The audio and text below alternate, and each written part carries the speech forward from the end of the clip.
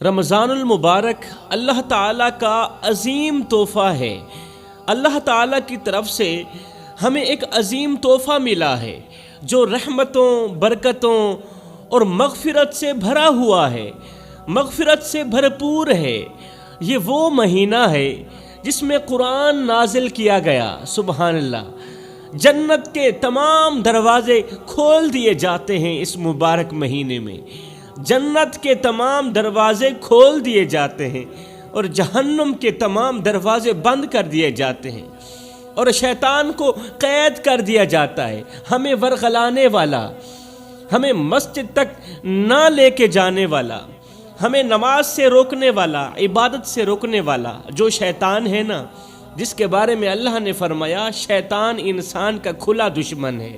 ان الشیطان للانسان عدو مبین، شیطان انسان کا کھلا دشمن ہے۔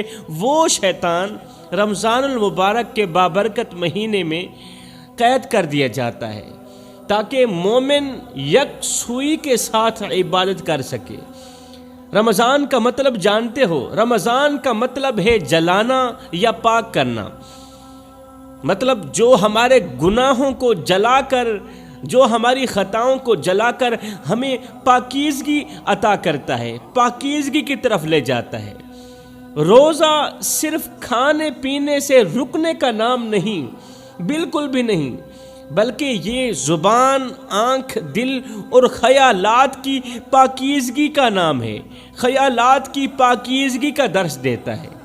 یہ روزہ صبر، شکر اور اللہ کی رضا کے حصول کا ذریعہ ہے۔ میرے رسول کریم صلی اللہ علیہ وآلہ وسلم نے فرمایا جس نے ایمان اور احتساب کے ساتھ روزہ رکھا اس کے تمام پچھلے گناہ معاف کر دیے گئے۔ سبحان اللہ۔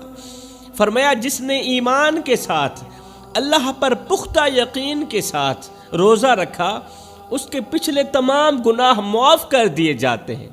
سب سے پہلے حضرت آدم علیہ السلام سے لے کر حضرت عیسیٰ علیہ السلام تک ہر نبی کی امت میں کسی نہ کسی صورت میں روزے کا حکم موجود تھا۔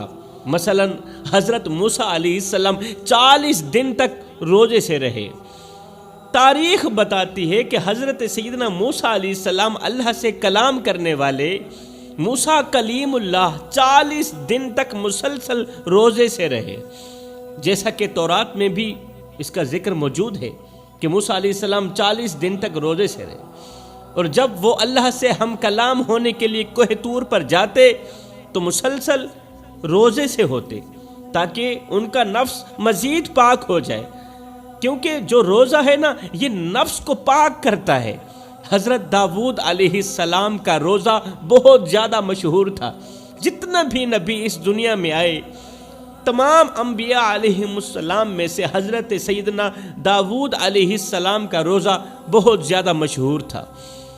وہ ایک دن روزہ رکھتے اور ایک دن افطار کرتے، 6 مہینے روزہ رکھتے اور 6 مہینے افطار کرتے۔ اور میرے رسول کریم صلی اللہ علیہ وسلم نے فرمایا کہ سب سے بہترین روزہ حضرت داؤد علیہ السلام کا ہے۔ میرے نبی نے بھی حضرت داؤد علیہ السلام کی تعریف بیان کی، آپ کے روزے کی تعریف کی۔ فرمایا داؤد علیہ السلام کا روزہ بہترین روزہ۔ حضرت عیسیٰ علیہ السلام اور آپ کی امت بھی روزہ رکھتی تھی، لیکن ان کے روزے کے طریقے مختلف تھے۔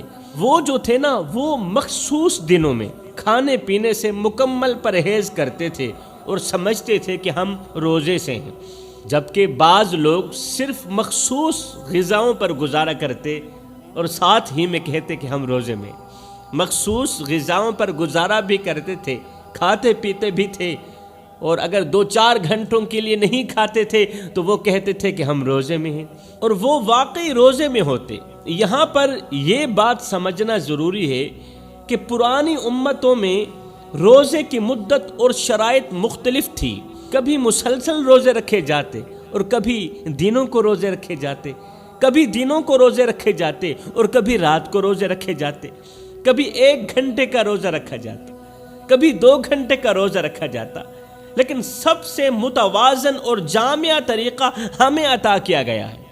اللہ تعالیٰ نے سب سے متوازن اور جامع طریقہ ہمیں عطا کیا ہے۔ جس میں افطار اور سحری کی اجازت بھی دی گئی ہے، افطار کی اجازت بھی اور سحری کی اجازت بھی۔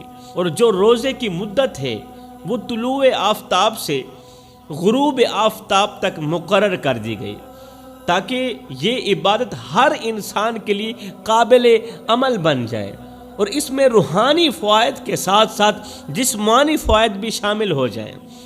روزے کا اصل مقصد ہمیشہ سے ایک ہی رہا ہے، شروع سے لے کر حضرت آدم علیہ السلام سے لے کر حضرت عیسیٰ علیہ السلام تک، عیسیٰ علیہ السلام سے لے کر آج تک روزے کا جو اصل مقصد ہے ہمیشہ سے ایک ہی رہا ہے، لعلکم تتقون، یعنی کہ تم متقی بن جاؤ، تم پرہیزگار بن جاؤ۔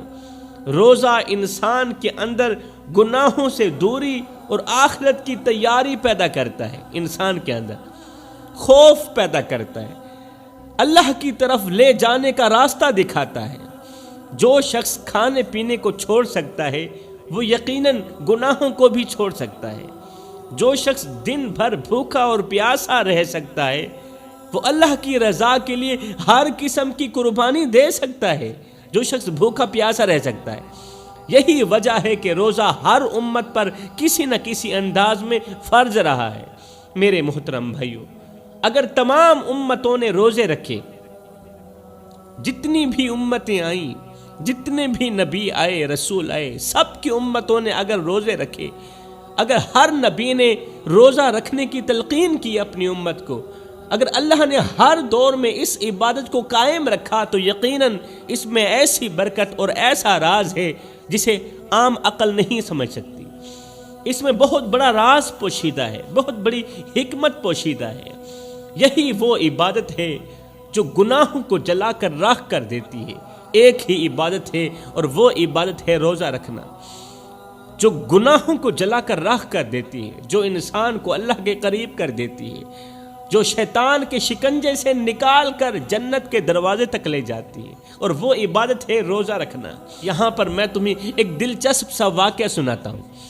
ایک دن ایک شخص بھاگتا ہوا میرے رسول کریم کے پاس آیا، سانس پھولی ہوئی، چہرہ پریشان، جیسے کوئی قیامت آ گئی ہو۔ آتے ہی بولا، یا رسول اللہ میرا روزہ گیا، یا رسول اللہ میرا روزہ گیا۔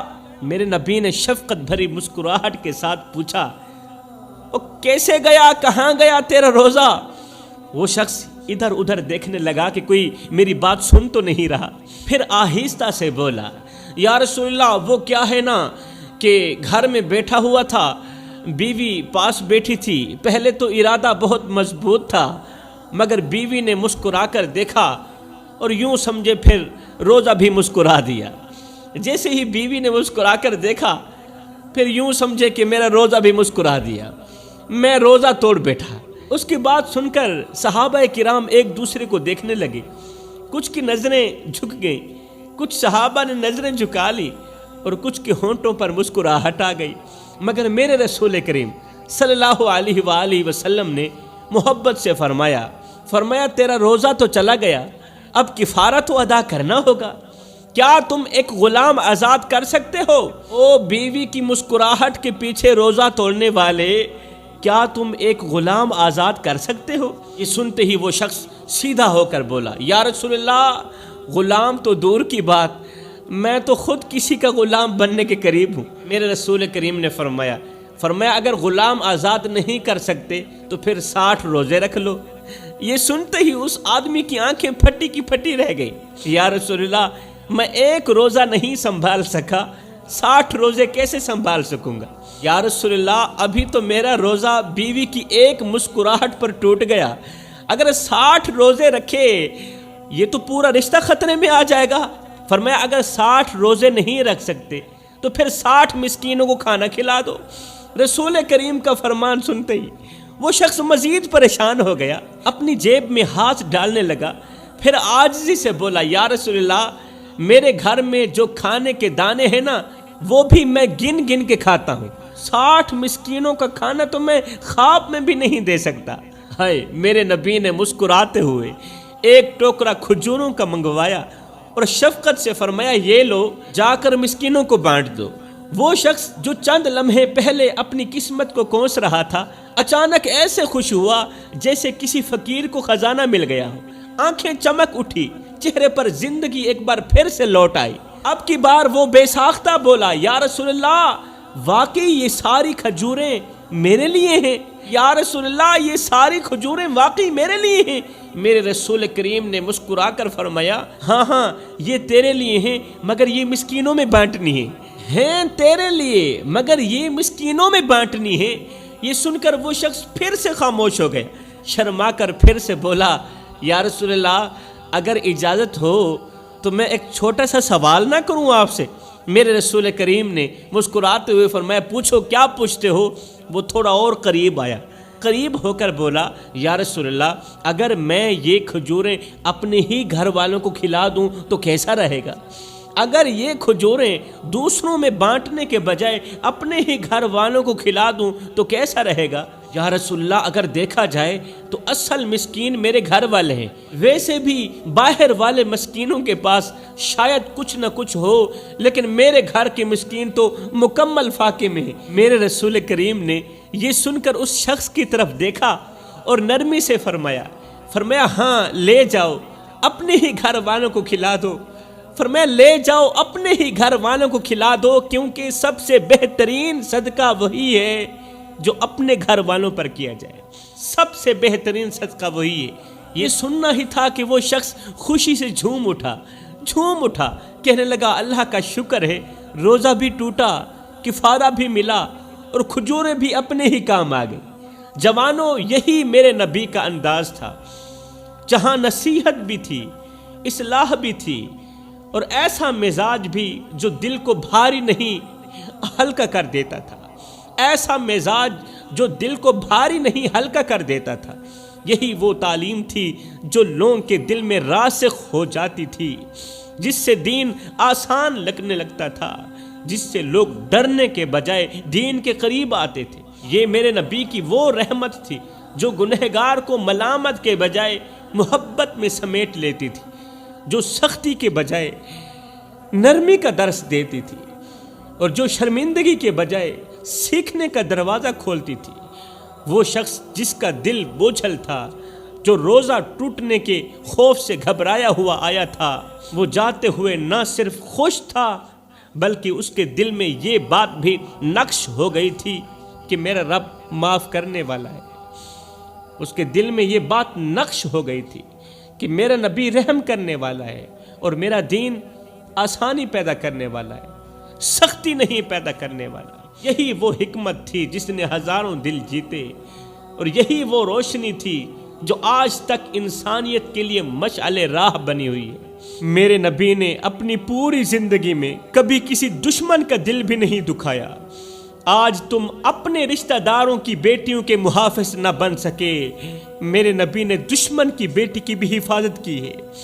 آج تم اپنی بہنوں کو غیرت کے نام پر قتل کر دیتے ہو، اپنی بیٹیوں کو غیرت کے نام پر قتل کر دیتے ہو، مگر میرے نبی نے جاہلیت کے زمانے میں بیٹیوں کو عزت کا تاج پہنایا، اور صرف اپنی بیٹی کو بھی نہیں، دشمن کی بیٹی کو بھی عزت کا تاج پہنایا ہے۔ آج تم معمولی بات پر اپنوں سے رشتے تول لیتے ہو، مگر میرے نبی نے ان لوگوں کو بھی معاف کر دیا جنہوں نے میرے نبی کو وطن سے نکالا، جنہوں نے میرے نبی پر پتھر برسائے، جنہوں نے میرے نبی کو قتل کرنے کی سازشیں کی، سب کو معاف کر دیا، ایک ایک کر کے سب کو معاف کر دیا۔ آج تم لوگوں کے دل توڑتے ہو، لوگوں کے سامنے لوگوں کو ذلیل کرتے ہو، ان کے دل چھلنی کر دیتے ہو، اس قدر چھلنی کر دیتے ہو کہ وہ بیچارے اس قدر ٹوٹ جاتے ہیں کہ انہیں صبر کرنا بھی نہیں آتا۔ ہائے، معمولی باتوں پر دوسروں کو ذلیل کر دیتے ہو، مگر میرے نبی نے ان کے دل بھی جوڑے جو آپ کے دشمن تھے، توڑے نہیں جوڑے ہیں جو میرے نبی کے دشمن تھے۔ ان کے زخموں پر بھی مرہم رکھا جنہوں نے آپ پر ظلم کیے، جنہوں نے آپ کو گالیاں دیں۔ یہ میں اس دور کے اس لمحے کی بات کر رہا ہوں کہ جب میرے نبی کے آنسو پوچھنے والا بھی کوئی نہیں تھا، میرے نبی ان کے آنسو بھی پوچھتے رہے جو میرے نبی کو دکھ دیتے رہے، جو میرے نبی کے آنسو بہاتے رہے۔ آج تم کسی کو معاف نہیں کرتے، چھوٹی چھوٹی باتوں پر دشمنی پال لیتے ہو، لوگوں کے لیے زمین تنگ کر دیتے ہو، مگر میرے نبی نے ان لوگوں کو بھی معاف کر دیا جنہوں نے آپ کو اور آپ کے صحابہ کو تپتے صحراؤں میں بھوکا پیاسا رکھا، آپ کے راستے میں کانٹے بچھائے، جنہوں نے نعوذ باللہ میرے نبی کو جادوگر کہا، میرے نبی نے صبر کیا، صبر کے ساتھ اللہ کی رضا کے لیے سب کو معاف کر دیا، سب کو معاف کر دیا، کیونکہ میرے نبی جانتے تھے صبر کرنے والا انسان اللہ تعالیٰ کو بہت زیادہ پسند ہے۔ آج تم صبر نہیں کرتے، معمولی نقصان پر ہاتھ اٹھا لیتے ہو، معمولی تکلیف پر شکوے کرنے لگ جاتے ہو، ذرا سی آزمائش پر رب سے شکوے کرنے لگ جاتے ہو، مگر میرے نبی نے 3 دن کے فاقے کاٹے، اپنے بچوں کو بھوکا سوتے دیکھا، طائف میں پتھروں کی بارش میں بھی صبر کیا، احد میں زخموں سے لہو لہان ہو کر بھی اف تک نہ کی، صبر کیا، اور جب بدلہ لینے کا وقت آیا تو بد دعا نہیں بلکہ سب کو دعا دیتے گئے اور کہتے گئے یا اللہ میری قوم کو معاف کر دے، یا اللہ میری قوم کو معاف کر دے، یہ نہیں جانتے کہ یہ کیا کر رہے ہیں، یہ نہیں جانتے کہ میں کون ہوں۔ آج تم معمولی زخموں پر رو دیتے ہو، مگر میرے نبی نے چہرہ مبارک زخمی ہونے پر بھی مسکرا کر صبر کیا۔ آج تم چھوٹی چھوٹی باتوں پر دوسروں کو شرمندہ کر دیتے ہو، مگر میرے نبی نے قیدیوں کو بھی عزت سے بٹھایا، غلاموں کو بھی سینے سے لگایا، غریبوں کو بھی برابر درجہ دیا، اور ساتھ میں کہا اے غریب میری امت میں سر اٹھا اٹھا کر چلنا۔ آج تمہیں اپنی عزت کا غرور ہے، مگر میرے نبی کو جیتنے کے بعد بھی عاجزی پسند تھی۔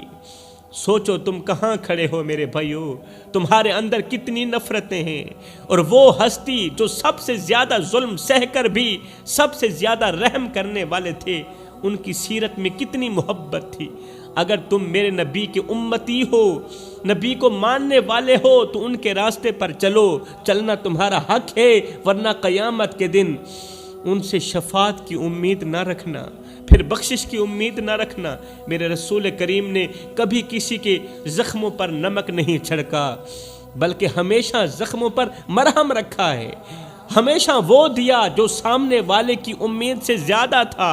طائف کی گلیوں میں جب بدن لہو لہان ہوا، زمین پر گرا دیا گیا، پتھروں سے نشانہ بنایا گیا، وہ زمین جس پر چلتے تھے وہی ان کے خون سے سرخ ہو گئی، مگر زبان سے بد دعا نہ نکلی۔ احد کے میدان میں جب چہرہ لہو لہان ہو گیا، دندان مبارک شہید ہو گئے، خون زمین پر ٹپکنے لگا، صحابہ تڑپ گئے، مگر میرے نبی نے نظر آسمان کی طرف اٹھائی اور فرمایا یا اللہ میری قوم کو معاف کر دے۔ تباہی نہیں مانگی، عذاب نہیں مانگا، اللہ میری قوم کو معاف کر دے، یہ نہیں جانتے کہ یہ کیا کر رہے ہیں۔